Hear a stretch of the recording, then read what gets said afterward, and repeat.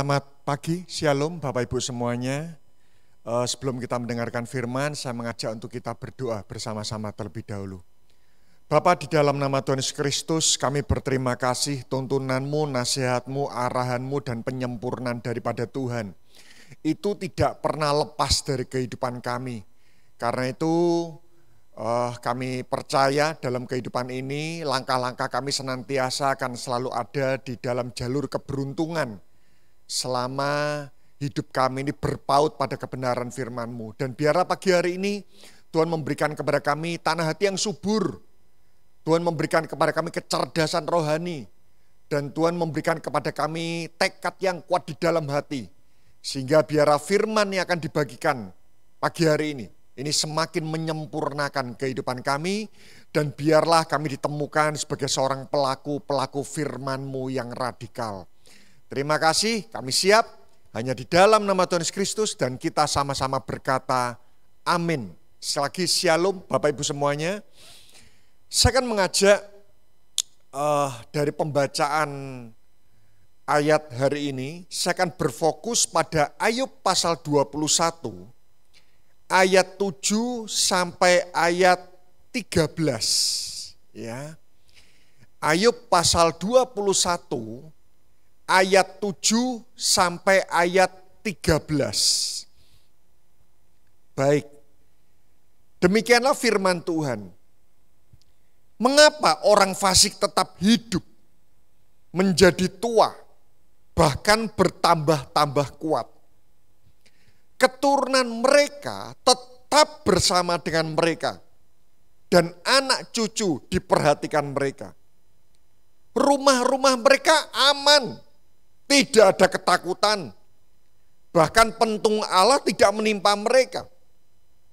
Lembu jantan mereka memacek dan tidak gagal.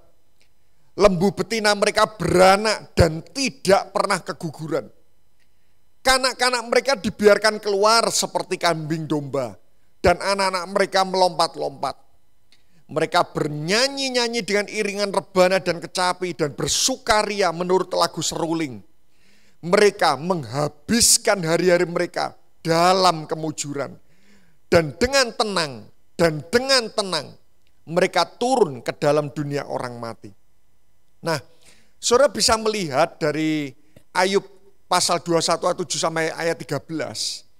Ini sangat terkesan dengan kuat bahwa Ayub itu sempat iri hati terhadap kemujuran yang dialami oleh orang fasik, Bapak Ibu.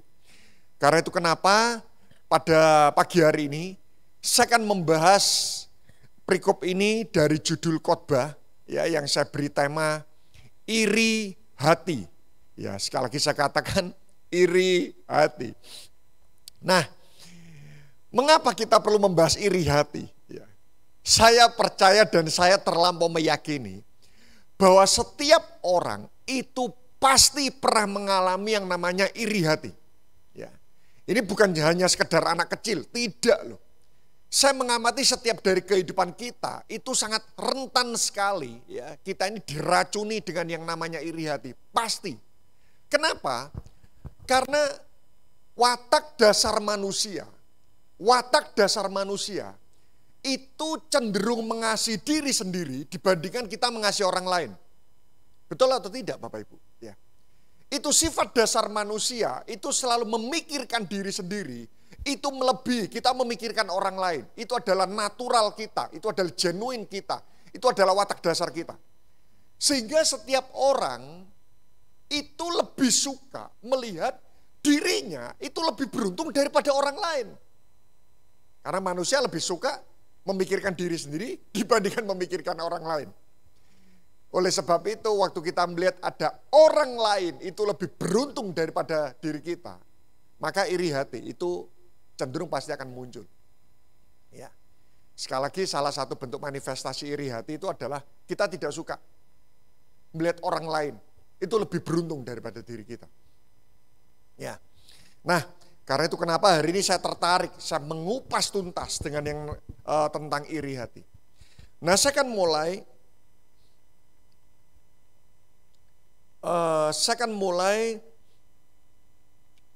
dari 3 bencana yang akan terjadi jika kita membiarkan iri hati itu bersarang dalam kehidupan kita.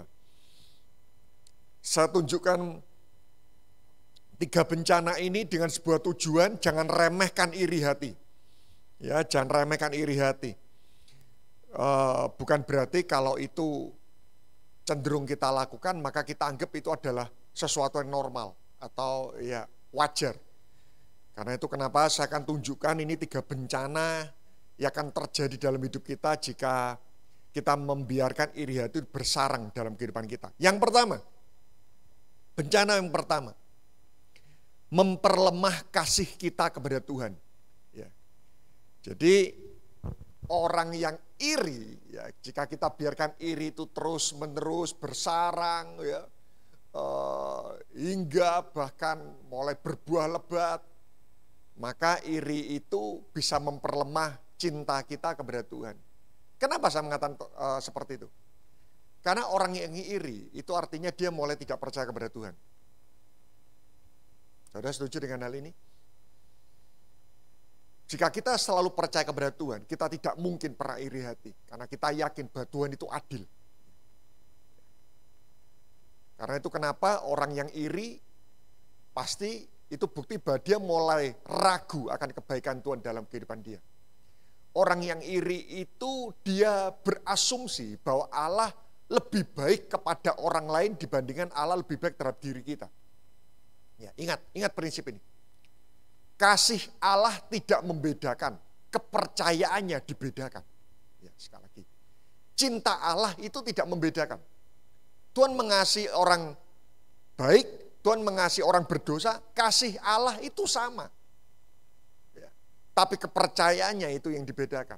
Nah, iri itu selalu membuat kita semakin tidak percaya kepada Tuhan.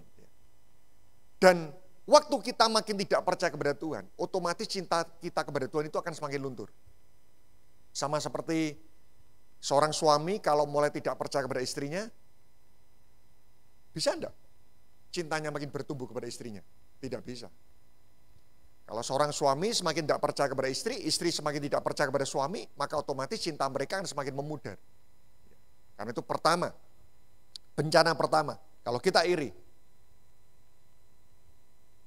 cinta kita kepada Tuhan itu akan semakin luntur. Yang kedua, mari kita lihat Yakobus pasal 4 ayat 1 sampai 2. Bencana yang kedua, Yakobus pasal 4 ayat 1 sampai 2. Dari manakah datangnya sengketa dan pertengkaran di antara kamu? Dari mana? Datangnya pertengkaran itu dari mana? Lihat ini. Bukankah datangnya dari hawa nafsumu yang saling berjuang di dalam tubuhmu? Ya. Pada waktu seseorang itu lebih menuruti hawa nafsu untuk berjuang terhadap diri sendiri, dia mudah sekali terjadi sengketa. Kamu mengingini sesuatu, tapi kamu tidak memperolehnya. Lalu kamu membunuh, kamu iri, tetapi kamu tidak mencapai tujuanmu. Lalu kamu bertengkar, kamu berkelahi, kamu tidak memperoleh apa-apa karena kamu tidak berdoa. Lihat, kenapa ada orang bertengkar? Iri hati. Ya, karena itu kenapa? Jika yang pertama iri itu menghancurkan kasih kita kepada Allah, yang kedua iri itu menghancurkan kasih kita kepada sesama. Iri hati itu selalu melahirkan kebencian. Apa yang membuat saudara-saudara Yusuf membenci Yusuf? Iri. Ya, nanti saudara bisa lihatlah kisah 7 ayat 9. Ya, sana dijelaskan dengan gamblang karena iri hati. Ya, saudara-saudara Yusuf itu memasukkan Yusuf ke dalam sumur karena iri. Apa yang membuat Saul mau membunuh Daud, panglima perang terhebat dia? Karena iri, Alkitab menulis. Saul membunuh beribu-ribu, Daud membunuh berlaksa-laksa. Saul iri. Bahkan ya, Daud itu jenderal perangnya Saul yang paling hebat. Saul menang perang terus kenapa? Karena Daud yang berperang. Tapi kenapa Saul mau membunuh orang kepercayaannya? Karena iri. Iri itu selalu menghancurkan kasih kita kepada sesama. Dan bencana ketiga, ini yang paling membahayakan. Yang akan terjadi. Kita menjadi seseorang yang sulit bertumbuh dalam spiritualitas. Orang yang iri itu kerohaniannya pasti mandul. Orang yang iri itu kerohaniannya pasti tidak bertumbuh. Bapak Ibu, tolong jangan remehkan orang iri. Jangan remehkan waktu kita iri. Saat kita iri, spiritualitas kita dipastikan tidak akan bertumbuh. Kenapa? Karena ukuran seseorang bertumbuh dalam spiritualitas itu cuma dua. Semakin kita mengasihi Tuhan, semakin kita mengasihi sesama. Betul atau tidak? Karena itu kenapa Alkitab mengatakan apa itu hukum terutama? Kasihlah Tuhan Allahmu. Apa itu hukum yang kedua? Yang sama dengan itu adalah kasihlah sesamamu. Percayalah, ukuran pertumbuhan spiritualitas bukan berapa lama jam kita berdoa, bukan seberapa sering kita beribadah, bukan seberapa lama kita ini atau seberapa hebat kita merenungkan firman. Bukan. Ukuran pertumbuhan spiritualitas adalah apakah cinta kita kepada Tuhan makin kuat dan cinta kita kepada sesama makin kuat. Itu ukuran bertumbuh. Buat apa kita rajin beribadah ke gereja kalau itu tidak membuat cinta kita kepada Tuhan dan sesama itu semakin kuat. Dan iri itu memperlemah cinta kita kepada Tuhan, menghancurkan cinta kita kepada sesama. Loh, kalau cinta kepada Tuhan luntur, cinta kita kepada sesama itu melemah, berarti itu artinya spiritualitas kita tidak bertumbuh. Karena itu kenapa? Jangan remehkan iri. Detik di mana kita iri. Setahun di mana kita iri. Dalam setahun itu kita tidak akan pernah mengalami pertumbuhan dalam spiritualitas. Kita makin tidak percaya kepada Tuhan dan kita semakin mudah sekali benci terhadap sesama.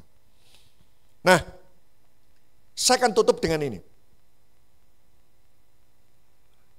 Saya coba merenungkan apa sih prinsip-prinsip dunia itu yang bisa membuat hati kita itu menjadi tanah yang subur buat iri hati.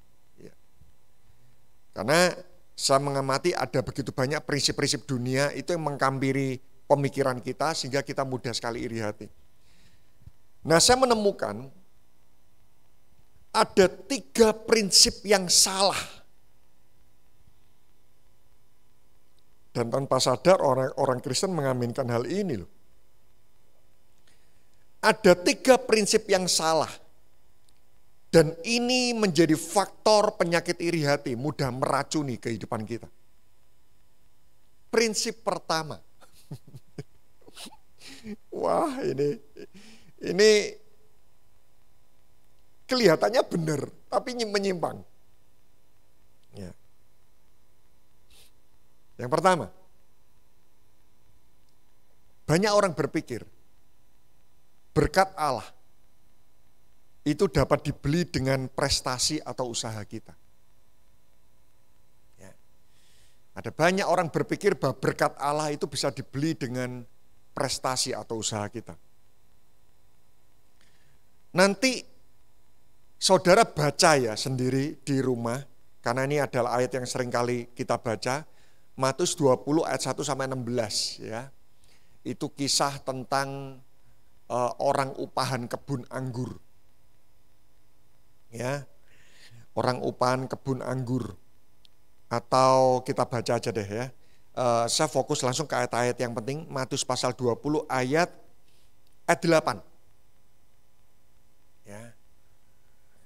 Matius 20 ayat 8, ini ayat di atasnya ada seorang tuan, dia mencari orang upahan kebun anggur. Itu ada yang direkrut jam 6, jam 9, jam 12, jam 3, dan jam 5. Dan jam 6 sore itu gajian. Nah, awalnya sepakat 1 dinar 1 hari. Kita lihat ayat 8. Ketika hari malam, Tuhan itu berkata kepada mandornya, panggillah pekerja-pekerja itu dan bayarkan upah mereka.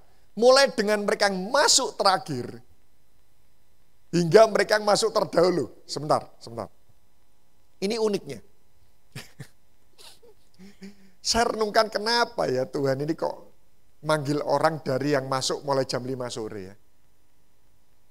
Kenapa yang dipanggil masuk kok tidak yang kerja mulai jam 6 pagi dulu? Karena kalau yang jam 6 pagi datang dulu, dikasih 1 dinar, mereka tidak komplain. Karena sepakatnya seperti itu. Mereka pulang, yang jam 9 datang, dikasih 1 dinar, mereka pulang. Jam 12 datang dikasih 1 dinar. Tidak komplain. Yang datang jam 5 sore, kerja 1 jam dikasih 1 dinar. Dia happy. Tapi karena semua sudah pulang, tidak ada yang iri. Tapi masalahnya ini uniknya Tuhan. Tuhan panggil yang kerja mulai sore dulu, jam 5 sore. Ya. Jam 5 sore dipanggil, dikasih 1 dinar. Ya.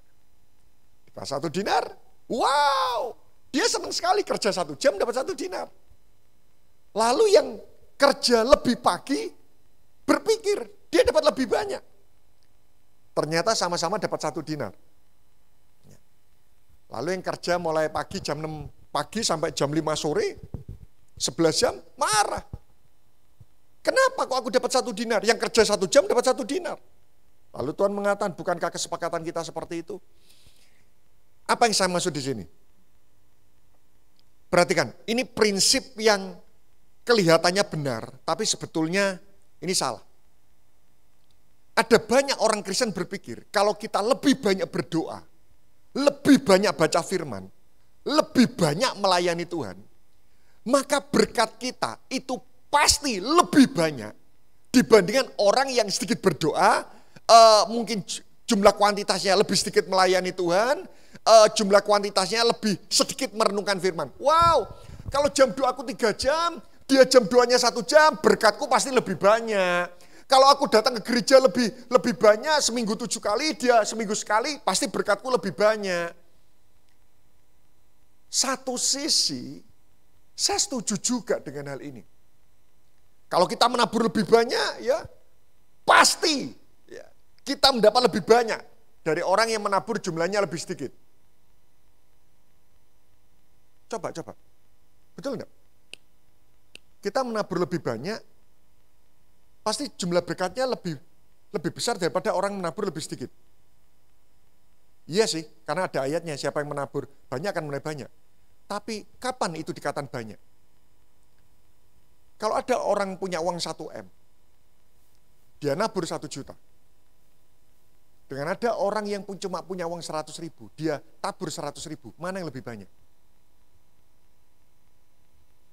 Ada banyak orang berpikir kalau kita melakukan sesuatu lebih banyak, maka berkatnya lebih banyak. Sekali lagi seperti ini. Satu sisi saya setuju. Tapi seringkali pola Tuhan tidak selalu seperti itu. Itu prinsip agamawi. Orang Farisi itu meyakini hal ini. Kalau kita baca firman lebih banyak, kita pasti akan mendapat berkat lebih banyak daripada orang membaca firman lebih sedikit. Itu prinsip agamawi. Apa itu prinsip agamawi? Mereka berpikir bahwa berkat Allah itu bisa dibeli dengan usaha kita. Bapak Ibu, saya perlu mengingatkan, kemurahan Allah itu tidak bisa dibeli dengan pelayanan, kebaikan, bahkan persembahan kita sekalipun. Kemurahan Allah itu tidak bisa dibeli dengan pelayanan, taburan kita, bahkan kebaikan kita dalam kehidupan ini. Tidak bisa. Kalau Allah murah hati, ya karena dia ini adalah murah hati. Dasar kita melayani lebih banyak, berdoa lebih banyak, merenungkan firman lebih banyak. Itu bukan karena kita kepingin mendapatkan lebih banyak. Tapi itu bentuk dari kita mengasihi Tuhan. Karena kalau kita memilih konsep, jika kita melayani lebih banyak, berkat yang kita peroleh pasti lebih banyak daripada orang melayani lebih sedikit.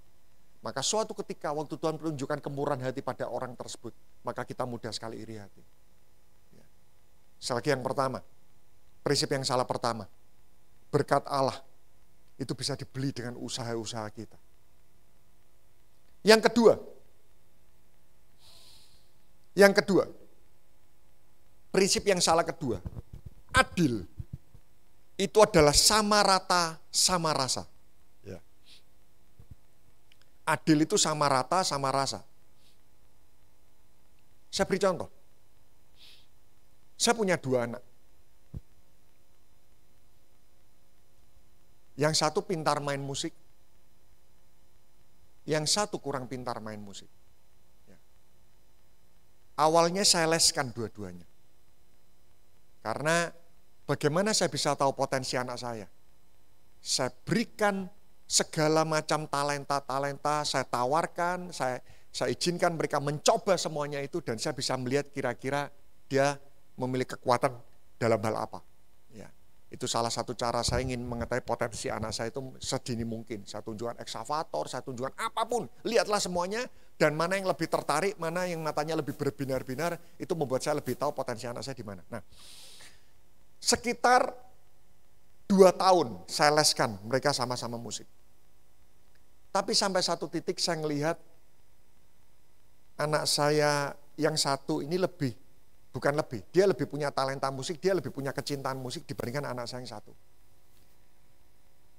Dan suatu ketika kami harus mengatur keuangan kami, Bapak Ibu. Ya, kami harus mengatur neraca keuangan kami.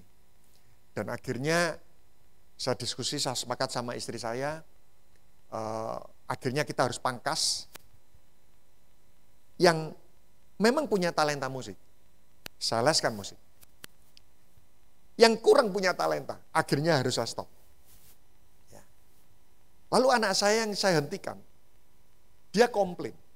Dia mengatakan, "Pak, kalau papa itu adil, harusnya dua-duanya ini boleh les musik." Saya ceritakan, loh apa tetap adil? Kenapa saya leskan saudaramu dan bukan kamu? Karena dia lebih punya kekuatan. Sementara keuangan papa terbatas. Papa akan leskan kamu. Itu di hal yang lain lagi. Tapi seorang anak awalnya, loh adil itu sama semuanya. Belum tentu. Saya beri contoh lagi. Misal anggap saja kita adalah pemilik toko. Kita punya 2 staf. Yang satu ini staf kita ini lama, sudah 10 tahun bekerja. Yang kedua staf kita masih baru. Ya, yang pertama staf ini sudah senior 10 tahun, yang kedua staf ini masih baru. Dan suatu ketika Anda sebagai pemilik toko tiba-tiba mendapatkan hadiah undian sepeda motor. Staf yang pertama yang lama itu sudah punya sepeda motor. Staf Anda yang kedua yang masih baru, dia untuk pergi ke tempat toko Anda, dia harus naik Gojek, dia harus keluar uang. Lalu Anda melihat hal itu. Kira-kira wajar enggak? Kalau hadiah motor yang kita dapatkan, bukan kita berikan lah ya, tapi bukan kita berikan gratis, tapi kita berikan lalu dia cicil dengan cicilan 0%. Wajar kan dia lebih tidak punya sepeda motor? Tapi bisakah staf kita yang pertama, yang sudah bekerja lama kepada kita, dia iri? Aku sudah bekerja lama, tapi tidak pernah diberi kesempatan pemberian sepeda motor cicilan 0%. Tapi kenapa ada staf kedua yang baru masuk 1 bulan, dia mendapatkan fasilitas ini? Bisa iri. Tetapi kita sebagai pemilik toko, kita ngelihat, loh bukan. Saya memberikan ini karena dia memang tidak punya motor. Nah seringkali yang membuat kita iri, karena sisi keadilan Tuhan itu berbeda dengan sisi keadilan kita. Sisi keadilan Tuhan itu lebih melihat segala sesuatu itu global, Bapak Ibu. Ya. Dibandingkan kita melihat segala sesuatu itu dari kecenderungan memberikan benefit dalam hidup kita atau tidak. Itu yang kedua. Adil itu sama rata sama rasa. Yang ketiga, prinsip yang salah ketiga. Seberapa banyak yang kita peroleh, ini prinsip yang salah ketiga. Seberapa banyak yang kita peroleh akan menentukan tingkat kepuasan hidup kita. Seberapa banyak yang kita peroleh akan menentukan tingkat kepuasan hidup kita. Kenapa ada orang iri? Karena mereka berpikir semakin banyak yang kita peroleh, hidup kita ini akan semakin dipuaskan. Ingat, kepuasan hidup adalah sebuah keputusan, bukan seberapa banyak keinginan kita yang terkabul. Karena kalau berbicara keinginan itu relatif sangat banyak sekali. Ya, karena itu 3 ini prinsip yang salah. Sekali lagi yang pertama, berkat Allah itu bisa dibeli dengan prestasi atau usaha kita. Prinsip salah yang kedua, adil itu sama dengan sama rata atau sama rasa. Yang ketiga, kenapa kita iri? Karena kita berpikir seberapa banyak yang kita peroleh, itu menentukan tingkat kepuasan hidup kita. Mari kita berdoa. Bapa, di dalam nama Yesus, terima kasih buat kebenaran firman-Mu. Sekali lagi kami berdoa, Agar firman-Mu ini semakin menyempurnakan kehidupan kami, semakin memurnikan karakter kami, sehingga betul-betul kehidupan kami ini menjadi cerminan Kristus dalam kehidupan ini. Sehingga setiap orang yang melihat kehidupan kami, mereka rindu menyembah Allah yang kami sembah. Terima kasih, sempurnakan semuanya. Hanya di dalam nama Tuhan Yesus Kristus, dan kita sama-sama berkata amin. Terus memberkati kita semuanya.